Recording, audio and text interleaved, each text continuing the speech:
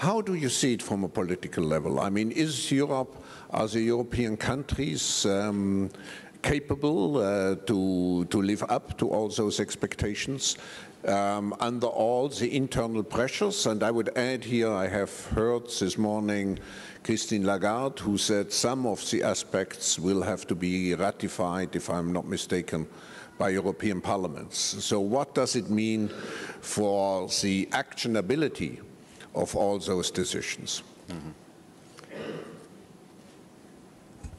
Of course, it is only the result that counts. We are judged not by our intentions, but now not by the way we took a decision, but by the outcome. The result is the most important thing.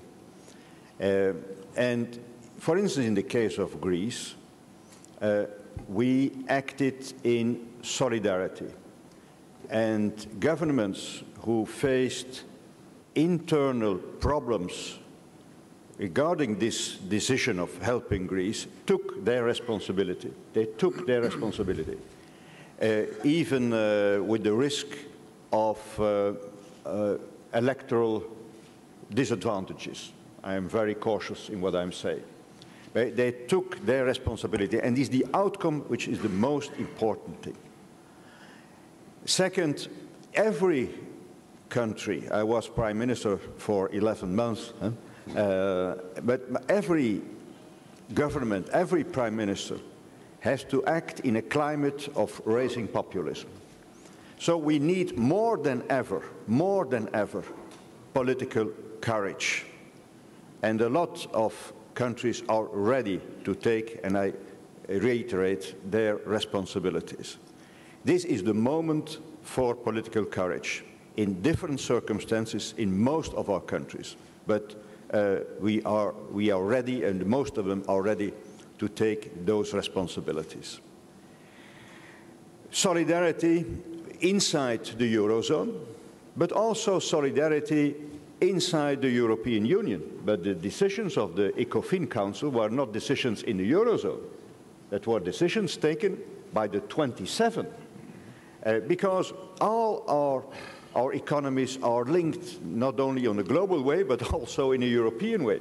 When there is a crisis in the Eurozone, even for the 11 members who are not members of the Eurozone, it has a lot of consequences. So we showed also that we have common interests, common values, and that there is solidarity. I repeat, in circumstances in each of our countries which are more difficult than 10 years ago or 20 years ago. I think the Eurozone, and I would add some positive word on all this, the Eurozone has fundamentals which are sound compared to other countries.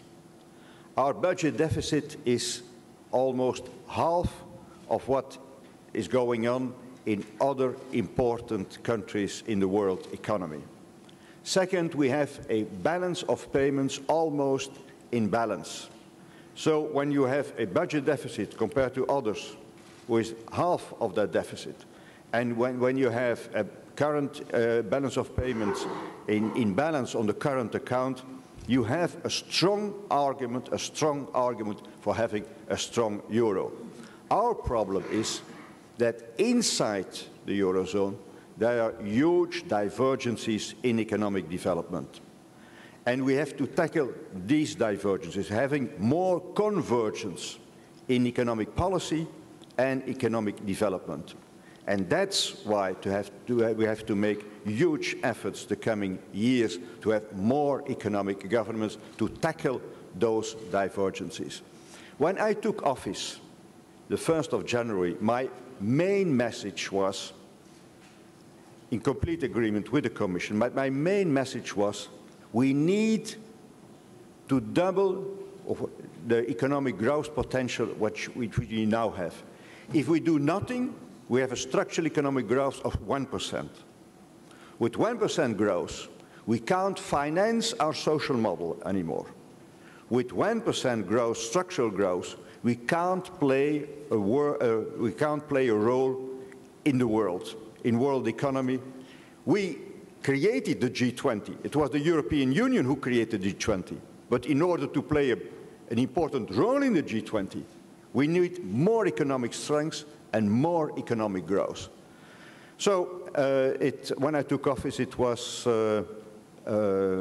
in the perspective of the famous word, it's the economy stupid, but I prefer the word of the Count of Saint-Simon 200 years ago, when he said, tout pour l'industrie, tout pour elle.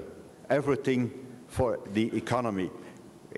In industry, that's 200 years ago, but tout pour l'industrie, tout pour elle. Tout pour l'économie, tout pour elle. That's why I started I